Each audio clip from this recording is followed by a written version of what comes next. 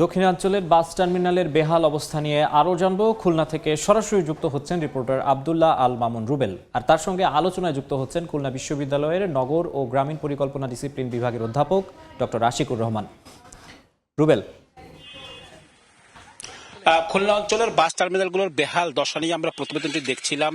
বিশেষ করে খুলনা শহরের বা খুলনা অঞ্চলের সব থেকে বড় bus terminal Sonadanga bus terminal দীর্ঘদিন সংস্কার না করার ফলে এবং এখানে বাসের চাপ প্রতিনিয়ত বৃদ্ধির কারণে স্থান সংকুলন না হওয়ায় এখানে কিন্তু সড়কের উপরে বাস রেখে যাত্রী ওঠানামা করতে হয়। একই চিত্র কিন্তু খুলনা অঞ্চলের অনেক জেলাতেই রয়েছে। ফলে যেটি হচ্ছে পুরো শহরে কিন্তু যানজট সৃষ্টি হচ্ছে এবং এসব যানজট কিন্তু পুরো শহরে ছড়িয়ে পড়ছে। এসব সমস্যার সমাধানের জন্য কিন্তু শাসক কর্তৃপক্ষ কাজ করছে। এখানকার খুলনা বিশ্ববিদ্যালয়ের একটি দল কিন্তু এইগুলো নিয়েও আসলে কাজ করছেন। আসলে কি ধরনের সমস্যা হচ্ছে এবং এর থেকে সমাধানের উপায় কি সে বিষয়ে কথা বলার জন্য আজকে আমাদের সাথে আছেন খুলনা বিশ্ববিদ্যালয়ের গ্রামীণ ও নগর পরিকল্পনা ডিসিপ্লিনের অধ্যাপক ডক্টর আশিকুর রহমান। আমরা শুরুতে একটু স্যারের কাছে জানতে চাই যে খুলনায় যে বাস টার্মিনালটি রয়েছে এটি আসলে এই মুহূর্তে যে বিশৃঙ্খলভাবে চলা অবস্থায় রয়েছে এটি আসলে মূল শহরের যানজটের কতটা কারণ? ধন্যবাদ আপনাকে। খুলনার যে বর্তমান বাস টার্মিনালটি রয়েছে তা যখন কেডিএ দ্বারা নির্মিত হয় তখন এটি মোটামুটি খুলনা শহরের বাইরে অবস্থান করছিল, কিন্তু ক্রমান্বয়ে দ্রুত নগরায়নের ফলে এটি এমন একটি জায়গায় এখন অবস্থিত যার আশেপাশে খুলনার সবচেয়ে জনবহুল দুটি আবাসিক এলাকা রয়েছে এবং এর পাশেই রয়েছে আমাদের এডুকেশনাল জোন, যেটা আমরা বলি যে খুলনা মেডিকেল কলেজ, তারপরে বিভিন্ন শিক্ষামূলক যে আরো প্রতিষ্ঠানগুলো।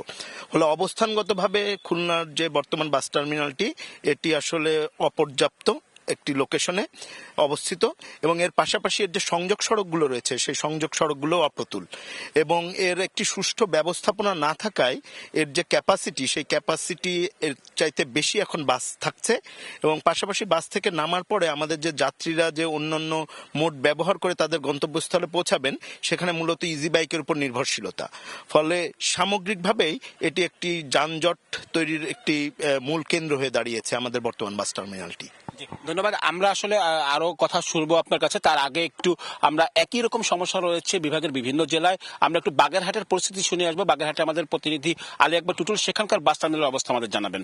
টুটুল।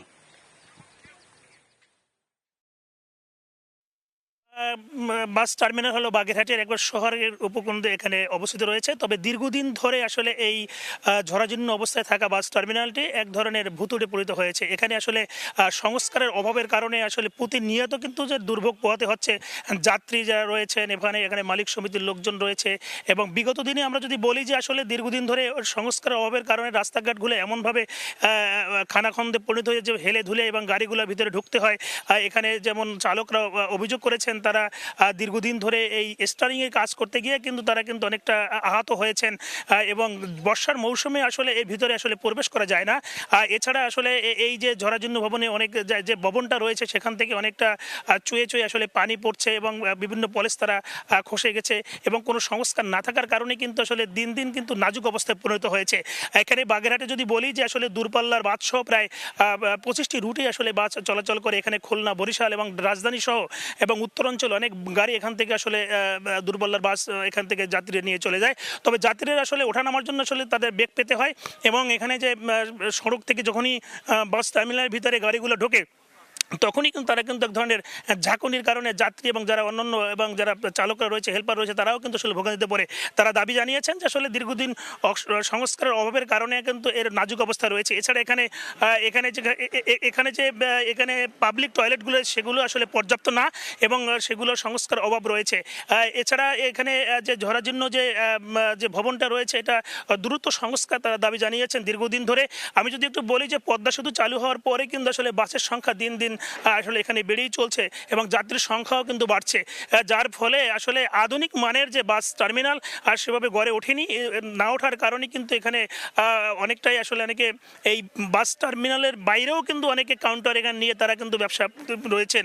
যারা বাস মালিক রয়েছেন তারা কিন্তু এখানে এরা কিন্তু রাস্তার বাইরে কিন্তু এখানে তাদের কাউন্টার নিতে বাধ্য হচ্ছেন। এই ছিল আমার কাছে। তবে আমি এখন চলে যাচ্ছি খুলনাতে। ধন্যবাদ টুটুল। আমরা আসলে বাগেরহাটেরও কথা শুনছিলাম স্যার, একটু যদি আমরা যে সমস্যাগুলোর কথা আপনারা বলছিলেন এটি আসলে সময়ের সাথে সাথে সমাধানের প্রয়োজনীয়তার কথা আপনি বলছিলেন। আধুনিক বাস স্ট্যান্ড, বাস টার্মিনাল বিভিন্ন দেশের বিভিন্ন স্থানে হচ্ছে, বা আমরা আধুনিক বিশ্ব দেখছি আধুনিক বাস টার্মিনাল। তো সেই ক্ষেত্রে আমাদের এখানে আসলে কি ধরনের পরিকল্পনা করা উচিত বলে আপনারা মনে করেন? আমরা প্রথমে মনে করি যে বর্তমানে যে বাস টার্মিনালটি রয়েছে এটি আমাদের ডিমান্ড অনুসারে অপ্রতুল এবং লোকেশনগত অনেক সমস্যা রয়েছে, যা আপনাকে আগেই বললাম। ফলে আমাদের নতুনভাবে খুলনায় বাস টার্মিনাল নির্মাণ করার প্রয়োজন এবং বাস টার্মিনাল এবং বাস ডিপো এই দুইটি আলাদা করা প্রয়োজন। কারণ যেখানে আমরা বাস ডিপো করব সেই জায়গায় আবার যদি আমরা বাস টার্মিনালও করি তাহলে বাস টার্মিনালের সামগ্রিক পরিবেশ নষ্ট হয়। ফলে আমাদের বাস ডিপোর জন্য আলাদা লোকেশন আইডেন্টিফাই করার প্রয়োজন এবং বাস টার্মিনালের জন্য আলাদা লোকেশন আইডেন্টিফাই করার প্রয়োজন। এবং এখানে যে বিষয়টি সবচেয়ে গুরুত্বপূর্ণ তা হলো খুলনার ক্রমবর্ধমান নগরায়ন কোন দিকে হচ্ছে সেই জায়গাটি বিবেচনা করে নতুন বাস টার্মিনাল করার প্রয়োজন। এবং বাস টার্মিনালের সুযোগ সুবিধা হতে হবে এমন যা এখানে আমাদের হচ্ছে যারা দূর দূরান্ত থেকে আসবেন তার নেমেই যেন আরেকটি পাবলিক ট্রান্সপোর্ট অ্যাভেল করে তাদের গন্তব্যে পৌঁছাতে পারেন। কারণ এই ধরনের ইনফর্মাল যে মোড অফ ট্রান্সপোর্টেশন আমরা যেটা বলি যে ইজি বাইক বা রিক্সা, এগুলোর উপর ভিত্তি করে যদি আপনার গন্তব্যস্থলে আবার পৌঁছাতে হয় তাহলে এই যানজট কোনোদিনই আসলে দূর করা সম্ভব হবে না। আরেকটা বিষয় একটু জানতে চাচ্ছিলাম যে আমরা আসলে শুনছিলাম বাগেরহাটের কথা, একই রকম সমস্যা কিন্তু বিভাগের অন্যান্য অনেক জেলায় রয়েছে এবং সেখানে কিন্তু আসলে আমরা বিভিন্ন পৌরসভা নিয়ন্ত্রণ করে, সেখানেও কিন্তু একই পরিস্থিতি রয়েছে। আমরা যদি সামগ্রিকভাবে চিন্তা করে এটির উন্নয়নের কথা ভাবি তাহলে কি ধরনের পরিকল্পনা নেওয়া উচিত? সামগ্রিকভাবে আমরা কিন্তু শুধুমাত্র অবকাঠামোগত বিষয়গুলোই চিন্তা করি। আমরা কিন্তু একটা জিনিস আপনি খেয়াল করে দেখবেন, বাংলাদেশের কোনো বাস টার্মিনালে আপনি যদি পরিবহন শ্রমিকদের তাদের যদি জীবনযাপন দেখেন তাহলে এই জীবনযাপনের মান অত্যন্ত দুঃখজনক। একটা ভালো টয়লেট ফ্যাসিলিটিস নাই, তাদের জন্য একটা ভালো ক্যান্টিন নেই, তাদের বিশ্রামের কোনো ভালো জায়গা নেই। ফলে তাদের যে মনন, তাদের যে বিকাশ হচ্ছে সেইখানে কিন্তু একটা বড় চ্যালেঞ্জ আমরা লক্ষ্য করছি। ফলে অবকাঠামোগত উন্নয়ন এমনভাবে বাস টার্মিনালগুলো করতে হবে যেন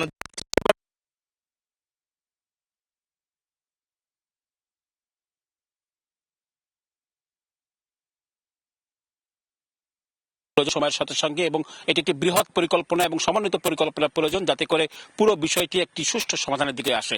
তো আমার কাছে এই ছিল খুলনা থেকে বাস টার্মিনাল নিয়ে সমস্যার আলোচনা সর্বশেষ।